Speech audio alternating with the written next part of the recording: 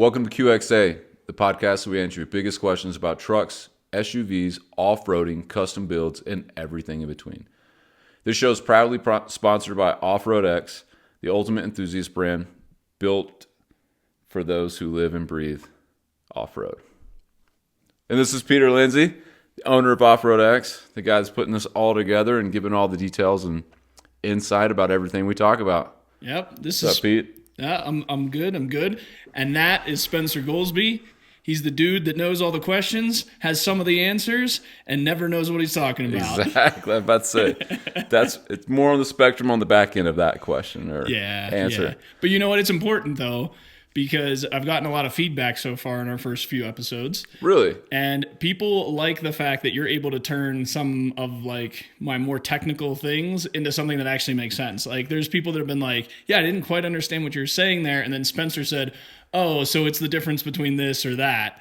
Exactly. I'm the guy that buys the book that says for dummies. You know what I mean? When they break it down that way, I have to have that much detail. Yeah, so I get it. But you've been invaluable. So this is awesome. This is episode number 5, which means that we've been doing this for over a month now. Oh, can you believe that? That's amazing. So before we even get kicked off, everyone kind of knows the thing. We're going to go through a couple questions and topics and kind of dive into that. But what have you guys been working on this week? Any challenges, anything crazy like that you would like to... I mean, I don't want to make you feel bad if you had some bad installs. Well, we had a good week in some sense and a bad week in some sense. We had a Bronco that we worked on. We had a Dodge Ram that we worked on, a TRX, and we had a Volvo that we worked on as well. Yeah. Volvo went great. TRX went really good. Bronco went perfect, flawless. And then we've also been working on a pretty unique project. Not for us, it's for a customer. And it's an ambulance that he's retrofitting into kind of like a overland / camper / thing. And so we're doing a ton of work on it. And we're going to have it for a few weeks. But man, it kicked our butt today. There's just like parts that didn't work.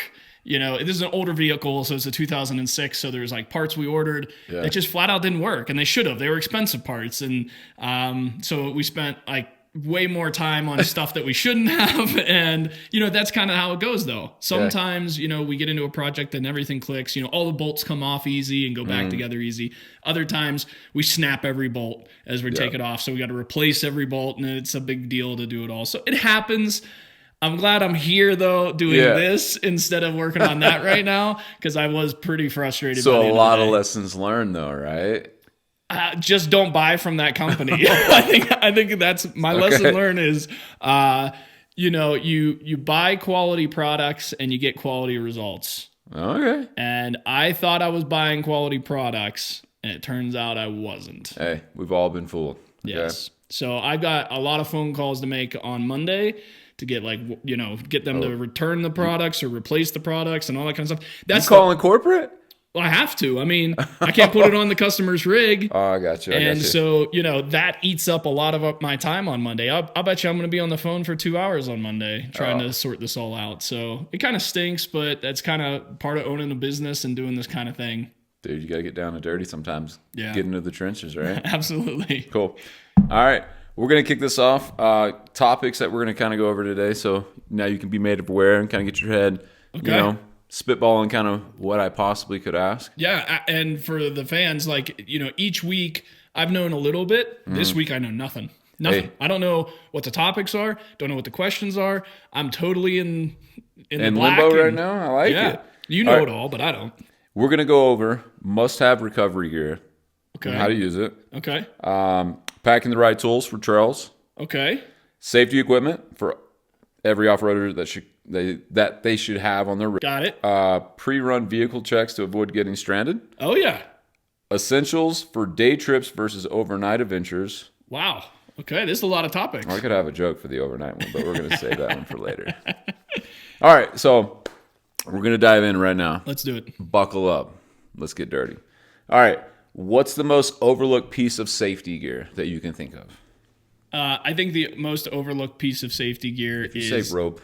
It's not going to be a rope. Okay. I'm about to say. No, I think it's a first aid kit. I think people don't, I don't think people think how important a good first aid kit is. Not like one you go buy at Walmart, one you buy on Amazon, a real good one. My Medic is the brand that we carry, and they are expensive. There's no doubt about it. And you look at them and you're like, geez, oh man, I cannot believe I'm going to spend this kind of money on Is there more than just Band-Aids in there? Yeah. So basically kind of everything you need. Now you can get, My Medic has a whole range. They have stuff that like as little as like $50, which is still super expensive for a first aid kit. Life safety though, I mean.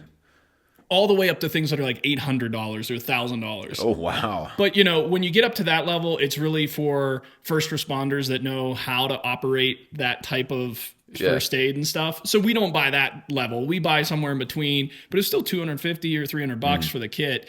So I think a really good first aid kit is really important from a safety perspective to have. And then if I had to say another one or a very close second or maybe tied is a way to communicate, definitely having that communication. I know I talked about that maybe in episode 1 or 2. Yeah, I think it might have been 1. So communicating, super important, whether that's a GMRS radio that has a weather channel built into it so you can check the weather when you're at a cell phone range, whether that's a satellite phone, a spot. And now, and I hate to say this publicly, because I like getting out there and being disconnected. Yeah. Like I don't want my cell phone to connect. Yeah. I don't want customers' cell phones to connect. I want people to be disconnected when we're out there. If you have a new iPhone, it can connect to satellite and you can text.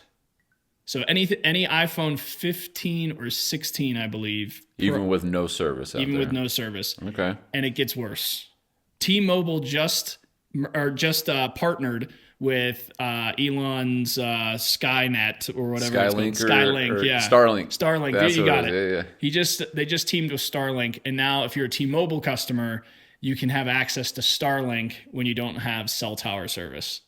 And for a limited time, and I'm not getting paid by any of this, but for a limited time, this is part of what I do. I do all this research so that when the season comes, when we're out there, you're prepared. We're prepared. Yeah. So right now, it doesn't matter if you're a Verizon customer, AT&T customer, T-Mobile, Boost Mobile, you name it. You can have a trial run with Starlink via T-Mobile by downloading the T-Mobile app onto your phone up until I think like June of this year or something like that. This feels like a plug, but it's not. It's not. So when it gets to the communication piece, I'm pretty sad to say that we're almost there to the point where you can't get away. It's just real want to sad, be off the isn't it? grid, man, for at least 30 minutes. I have been thinking about it, and I don't know how many people are watching this, but I'm telling you right now, I'm going to put a blocker in my Raptor and my Bronco. And if you come on trips with me, I'm going to block cell phone, Wi-Fi, everything. And I'm not going to tell you. So if you listen to this episode right now, you'll know why your cell phone doesn't work when you come out with me.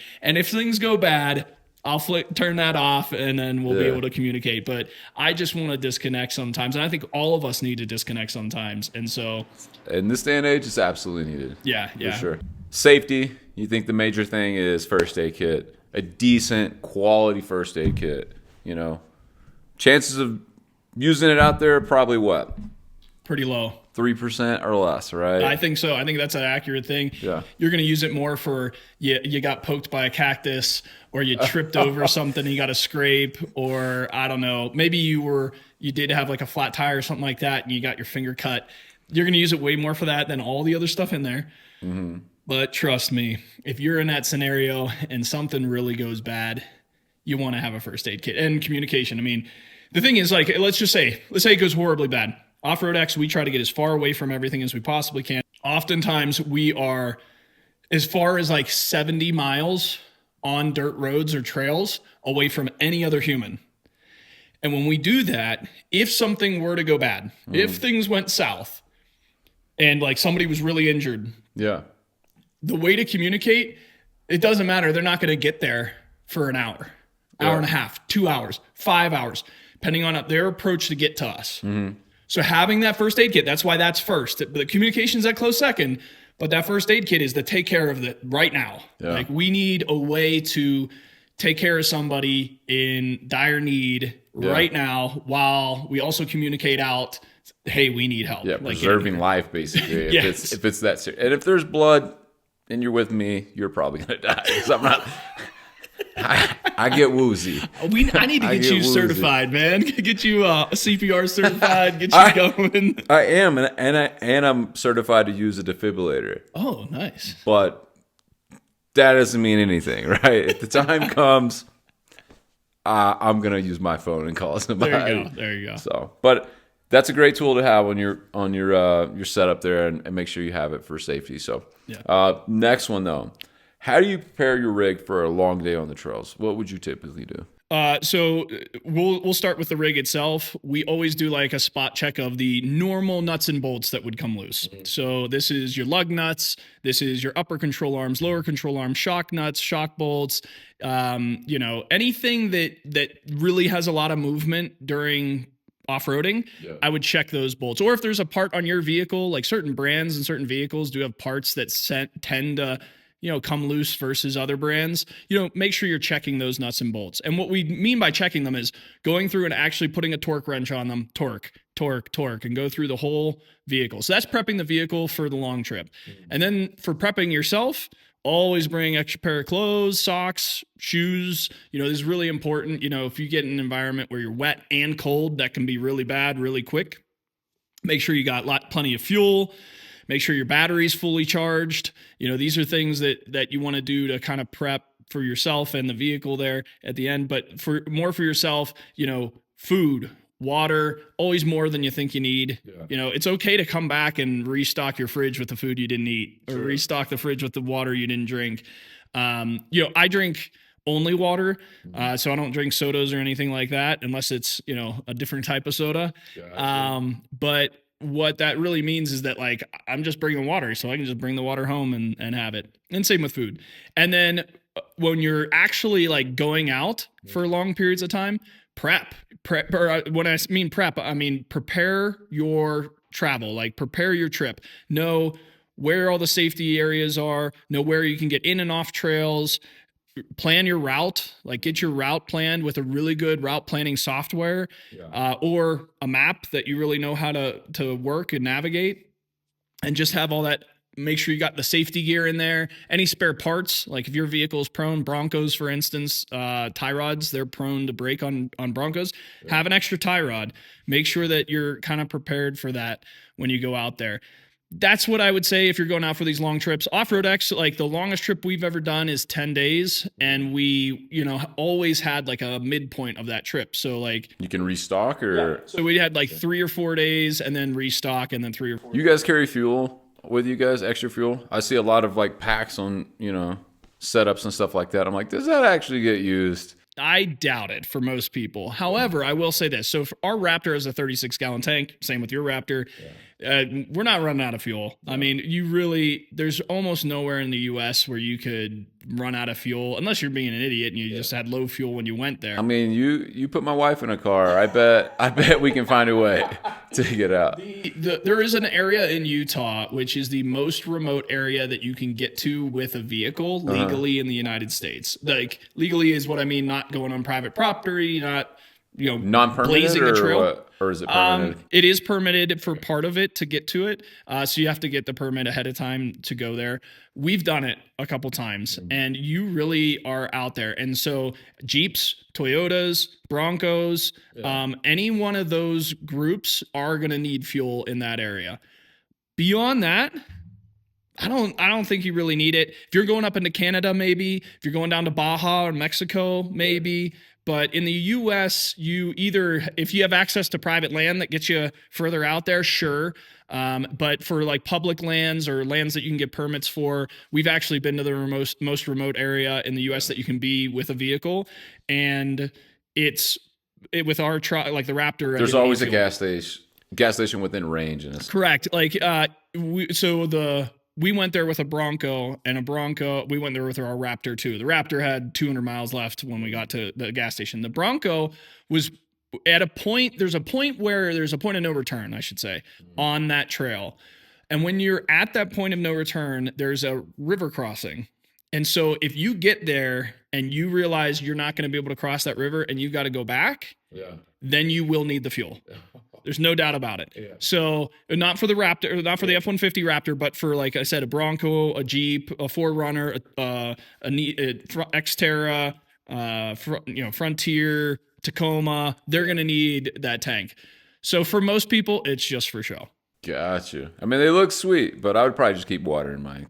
Yeah, and they make a bunch of different ones. We sell a brand called Roto Packs, and they have like a red one for you're supposed to put fuel in the red one, a white one for water, black one for wastewater. You've got different colored ones, and you can actually choose. You can put whatever you want in them, really, but they have different colors for those types of things. That's cool. That fits me. I would accessorize a little bit, just a little bit. If you go with the black one too, like you can put water in it, and then if it's a sunny day, it heats up that water, and then that night you could take a warm shower with that water, which is kind of nice. So when you get into the like fancy accessories for your trip, you start to think of things like that, like, oh, I'd actually like warm water to take a shower in the middle of nowhere, watching the night sky. And that would actually be pretty sweet though. You know what I mean? Yeah. We get pretty fancy. I mean, I think Off-RoadX glams. I really do. I think we do it really, really well. We have a toilet.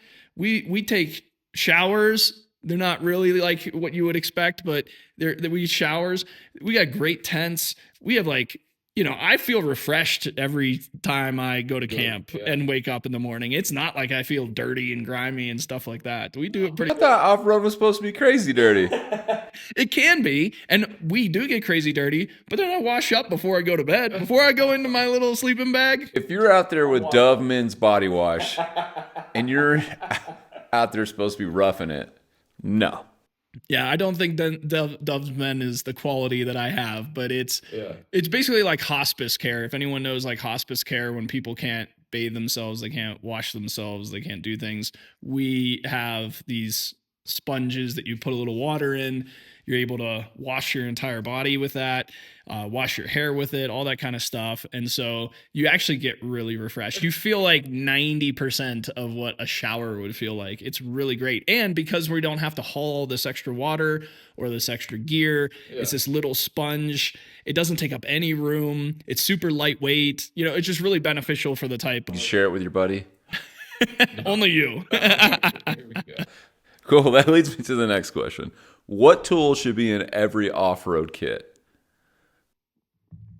Every off-road kit needs a compressor, without a doubt, tire patches.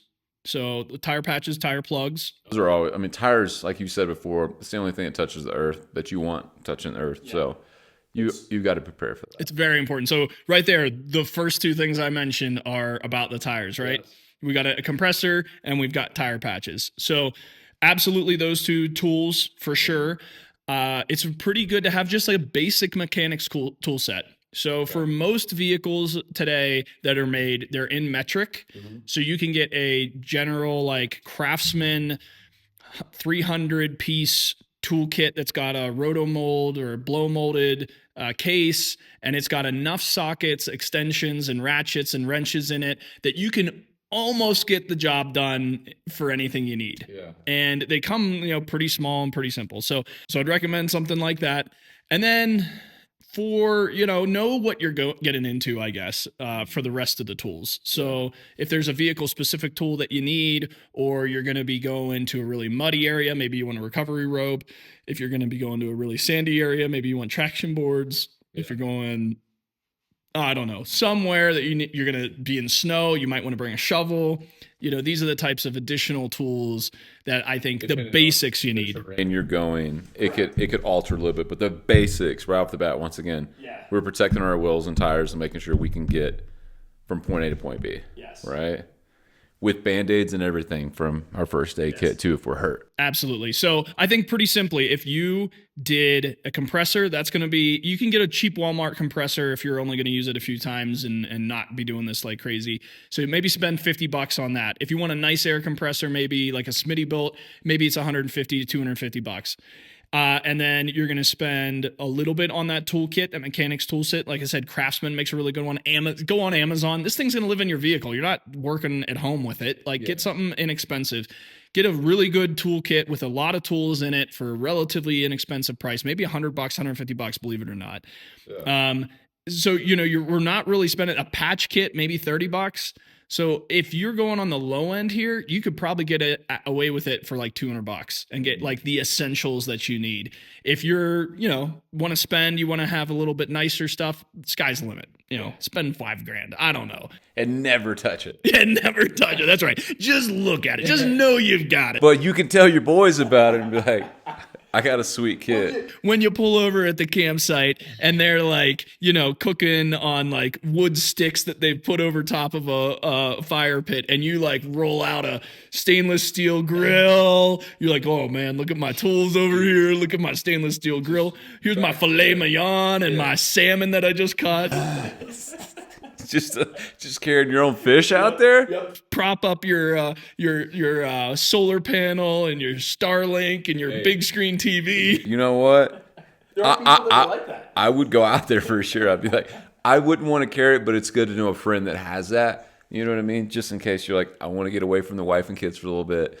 This dude, we're about to watch football all weekend out here, and he's packing it, so we're good. Exactly. Speaking of packing, how do you balance packing without overloading? Ooh. Well, we're a little different. So I'm going to say it from Off-RoadX perspective, then maybe from an individual's perspective. Yeah. Off-RoadX, we're built to take care of the worst situations at all times. Yeah. So we kind of are overpacked. Off-RoadX, we don't have like the mechanics tool set that I just talked about. We've got all the tools. Yeah, you've said like thousands of pounds, right? Correct. Yeah. So with what we've got every type of recovery gear you can have. We've got different types of tire patch kits. We have tire patch kits that go in the tire, outside the tire, all different types of things like that. We've got jacks, off-road jacks. We've got shovels, multiple shovels. We've got compressors. You name it, we've got it. We got a couple refrigerators oftentimes. We have multiple refrigerators running, a freezer and another refrigerator, a cooler on top of that filled with ice. We've got more water than you can possibly imagine. Off-RoadX, when we go, we are well over-prepared for every situation. Yeah. And the reason for that is we are typically leading other people. And if they don't have it, we want to make sure we do. So we want to be able to take care of other people. Now, when we're talking about somebody, and by the way, on top of all of that, our rigs are built specifically for the weight that we're putting in them. So we already know we're putting 1,000 pounds of weight in the back of the Raptor. We've got springs designed for that additional weight so that we can still hoon it like crazy with 1,000 pounds of weight in the back. There you go.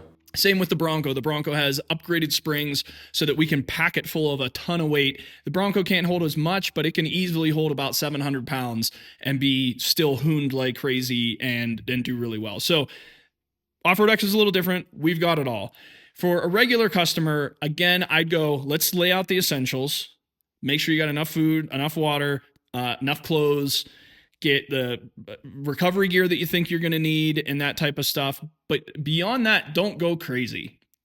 When you do go crazy, what I often find with people is that they overpack because they overbought, because they overwanted. Okay. So that trend happens. Wants versus needs. Yeah. So they look at Off-RoadX or they look at some other overlander that's got a crazy rig and they go, oh, gotta have that. Yeah. Or I gotta have that. I gotta have that. And they buy all that and then they go and they never use any of it. Yeah. Here's another one. Off-RoadX goes with a massive grill. I think our grill is like 60 inches by 30 inches. Yeah. And it's got like a hibachi style like griddle on top. Yeah. And it's got a real grill on the top. It's crazy. But again, we're usually cooking for upwards to a dozen people. You got a campsite you're feeding. Yeah, exactly. So we're going crazy. You don't need that. Get the little Coleman grill off Amazon for $35 and the little Coleman tanks and a couple lightweight pots and pans that are like throwaway from the dollar store. And the food will taste as good or better because you're making it than it would if we made it or had this extravagant setup, right? All of it's probably going to have bits of sand and dust, so it's all going to be the same. How does... Okay. Just quick question, sidebar, but the outlets and stuff that are on these vehicles now, yes, how much can they actually do when you're out overnighting, long trip? How much do you use it? How should you use it? Yeah. Do you know much about those? Absolutely. I'm scared it's going to drain my battery, and I'm like, you know what? I'm over here playing Angry Birds and my truck's going to die, you know? You're dating yourself, I think, with the Angry Birds. But anyway. It's still real. So let's talk about that. We install a lot of electricity into trucks and off-road rigs. So what the vehicles come with, modern vehicles. So let's talk about your Raptor. Let's talk about the new Broncos, the new F-150s, the new Toyotas, the new Jeeps. Yeah. What they usually come with is a 12-volt battery in their engine bay that's lead acid that has maybe 60 amp hours in it. Okay. And that's it, right? That's what they come with. And then inside the vehicle, they've got all kinds of USB ports. Yeah. They've got exterior lighting.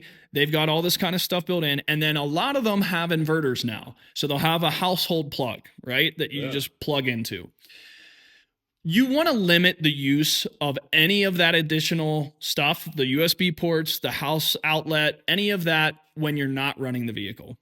Okay. And what I mean by limit it is, and some vehicles will just turn them off. You know, some vehicles have a timer. Okay. So you can only use it for 5 minutes, 15 minutes. Yeah, 30 minutes. Yeah, they'll make it pretty hard for you to do it. You can always start the vehicle and then get access to all of that again. Yeah. But when you start to get into like more advanced plugs, for instance, if you have stuff installed by Off-RoadX, like a refrigerator. So you don't want your refrigerator to turn off because you've got it plugged into the car. So we hook the refrigerator directly to the battery. Well, now that refrigerator's running off the battery. Again, somewhat dummy proof. The brands we carry have battery monitoring systems in them, and the fridge will shut off if the battery gets too low, and it won't put you into that situation. However, now your food's going bad, right? Yeah. It's 85 degrees out, 100 degrees out. Now your food isn't getting cold.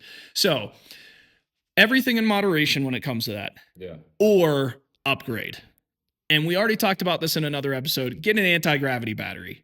That's going to upgrade your ability to run these peripherals and these outlets a lot longer.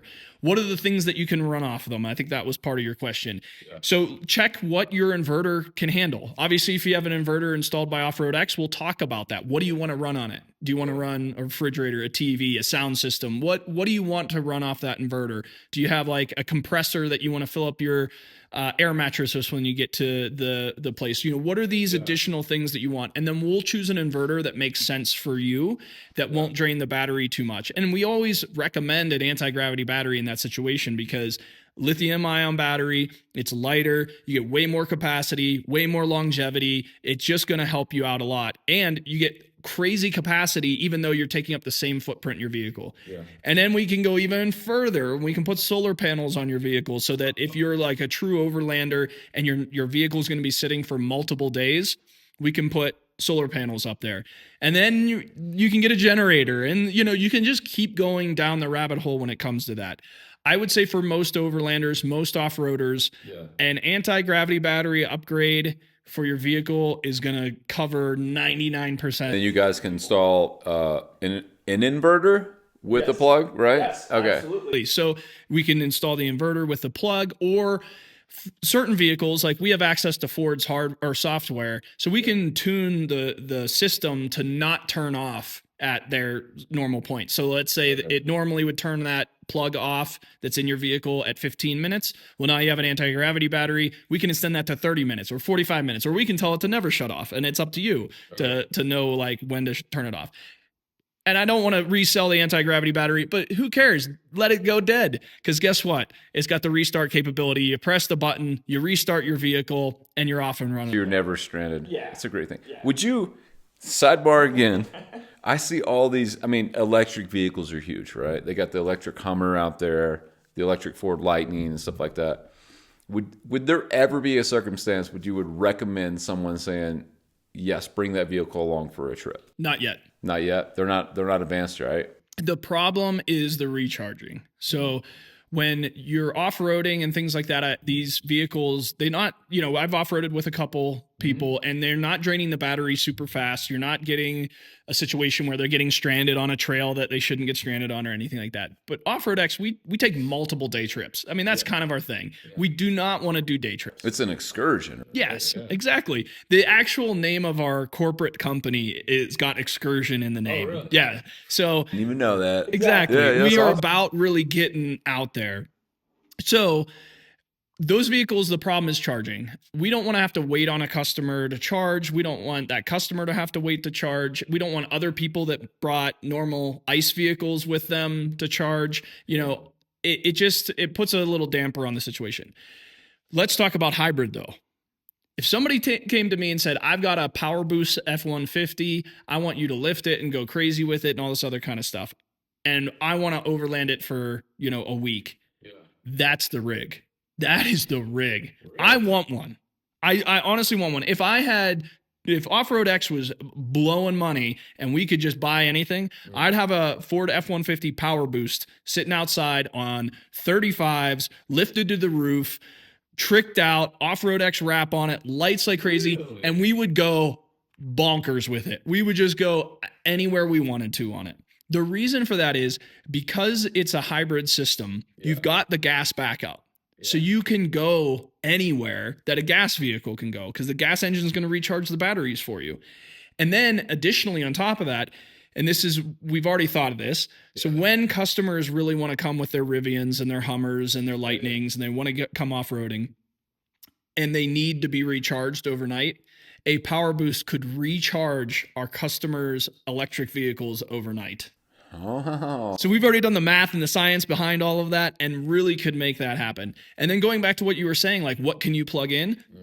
Those you can plug in 220 welders if you want to. You can go crazy. You could plug in a generator. You can do anything you would really want with those. There's no limitation when it comes to that. Hybrid is where it is. For everybody out there, I'm not trying to push off electric. I get that that's the future. Electric motors are more efficient. There's less moving parts. There's no oil changes anymore. Footprint, all that. Yeah, all that stuff. I get it. We're not there yet. And hybrid is what the government should be pushing. Hybrid's what the community should be pushing. And as consumers, we should be wanting hybrids. Hybrids are cool because you're getting the best of both worlds. And right now we're really efficient with them and we're only getting more efficient. And if everybody pushed in that avenue, I think by 2035, everybody would be driving or buying hybrids instead of like trying to push the envelope too far. But I get it. I get what we're trying to do. Not gonna lie, I never thought on this show I would hear someone repping and pushing for a hybrid vehicle. Definitely coming from an off-road guy that's mud tires, 4x4, gasoline, all that good stuff. I will tell you this much. Look, if everything works out with Off-RoadX, we've got plans for another rig coming up here pretty soon. So that would give us 3, but it's not a hybrid. I think maybe the one after that would be. And I want to show the world like what you could really do and how far you could go and how long you could be out there by yourself without anything and how many other people you could bring along with you and just have a blast. I think that it really is awesome. There are a couple drawbacks, but they're really minor and easy to overcome. One of them is weight. They're going to be super heavy, way heavier than what we're taking in today. Yeah. So you've got this extra weight, you're going to get, mud and sand and all that kind of stuff's going to be harder to deal with. Right. But in the grand scheme of things, I think that's easy enough to overcome with all the other benefits that you would get from having it. I was not expecting that. Just FYI, had no idea that was going to be here. All right, that's going to wrap up kind of our main questions. We're going to jump into some rapid fire. All right, let's do it. Winch or traction boards? Oh, I know where this question. Traction boards, and you guys left a bad taste in my mouth that I'm never, you and Sean, like traction boards, no. I think what's happened here is somebody saw that episode and went, oh, wow, what are we going to do with these two? Yeah. Look, the answer's simple. It's a winch. Yeah. Like we were going winch. Yeah. I get there are people that love traction boards. And what Sean said in that one episode, a few episodes back, traction boards look cool on the side of the vehicle. We've got one of the guys that works for us, and he even color coded them. He's got like a white 4Runner, and I think he's got a red and blue traction board to make it look like an American flag kind of on the side of the vehicle. I respect that. He knows he's never going to use them. So he even said like, and we're going to have him on the show eventually, but he even said, yeah, I did it just to look cool, like just to have that American flag looking. Love the honesty though, because I'm right there with it. So it's absolutely a winch, and we're not even gonna get into why we got to do it. It's just a winch. I got you. All right, next one: shovel or axe? Okay, This one is a good, like, I'm picking axe, just a heads up. I'm gonna pick an axe. Tell me, yeah, you think it's a bad guy? Zombies, bears, I don't know. You're gonna go toe to toe with a bear. You're gonna have an axe and the bear. Better than a shovel. I don't know, man. You might be able to get. If I get lost out there, maybe I chop some wood, build a house, a cabin, never come back, or fire. But Yeah, I think a hatchet's good or an axe is good. A shovel, man, you got to take care of business. I was about to say I know two things. You bury your dew, and you try to dig out your tires. Yeah. That's the only thing I know what to do with that. Yeah, there's one thing about a shovel, and I think I'm gonna also go with an axe. Yeah. I think I use an axe more when we carry an axe and a shovel. Yeah. I think we use the axe more. We're always cutting up wood, or if there's a tree down in front of us and we want to kind of chop it up before we winch it out of the way and those types of things. So I think we use an axe more. So axe or hatchet more. Shovel though. One unique thing about a shovel that people don't think of, and this is really important out west, especially here in Colorado, put out your fires. It is way easier to shovel some dirt onto that fire and get that fire completely. It's supposed to be when you leave a fire, when you leave your campsite, you're supposed to be able to touch it. If it is too hot to touch, you haven't extinguished it enough. Okay. So for, all of us out here in Colorado, all of us out west, we deal with fires way too often, and way too often they're caused by people. So when we're out off-roading, this is a PSA. When you're off-roading and you go to put out your fire, you should be able to put your hands on it and before you go away. And a shovel goes a long way to that because you can shovel dirt on top of it and those types of things. So there's benefits for both. Yeah. I'm going with a hatchet. Yeah, it's just more manly too. Enough said. Lumberjack or digging holes. Yeah. Go. All right, this next one, a little tricky. Hey, how do you stop digging yourself a hole? Don't carry a shovel with you. Yeah, drop the shovel. Exactly. If you have an axe, you can build up. That's right. All right, this next one, first aid kit. Packed or forgot at home? A little tricky question. Whoever wrote that. Yeah, okay, wait. So you're confusing me. All right, so what? Say Ron Burgundy right now. Okay. First aid kit. Packed or forgot at home? Maybe they mean you take it out each time you come home and it's in the house, or and so do you just leave it packed? I got you. Like you leave it on the rig. Yeah. 24/7. Yeah, I think you do that. I think you should have your home first aid kit for sure, and then you should have your rig first aid kit. And it's okay if they're the same kit, right? You have one in the same. But what I mean by one in the same, a duplicate of the same one, nonetheless, you should have a separate rig one and a separate house. I would agree with that question. Yeah, that answer. All right. Next one, I'm going to save it for the last one because it's a favorite subject of mine. Second to last. These are gloves for your fingers, not mittens. Leather or bare hands? Oh, man, leather or bare hands. So I think I'm barehanded. I think that's just the way it's my upbringing. I'm about to say, dude, I hope I have calluses, so you better have calluses. Yeah. My hands are always pretty tore up. Exactly. I think it's barehanded for me, but there's no doubt that I don't know if I've gotten softer as I got older. I don't know if gloves have gotten better since I've gotten older. I don't know what the deal is. I use gloves way more now than I ever have. Yeah. And I almost never work on a rig anymore without gloves on. Yeah. And it's pretty surprising because I used to hate gloves. And once I got used to a certain brand of gloves that we use in the shop, they're just thin enough and provide enough protection that, they're really great to have. So I would love to say leather, but I'm barehanded. I would agree with that. Growing up, maybe it's just hard-headedness, But even like sports, I'm like, I don't need a glove to catch a ball. But now it's sticky and they fit right, so I get it. Last one, extra fuel or extra snacks? I think extra snacks is the way. I'm about to say, dude, I'd rather be stranded with food. You know what I mean? Yeah, I think, if we're going back to the beginning of this episode and we're doing the minimums, right? Yeah. We've got our first aid kit and our communication, and then we've got the choice between extra food and extra fuel. extra food. You've got your communication. You've got your first aid kit. First aid your kit yourself up. Communicate out. Let them come to you while you're eating.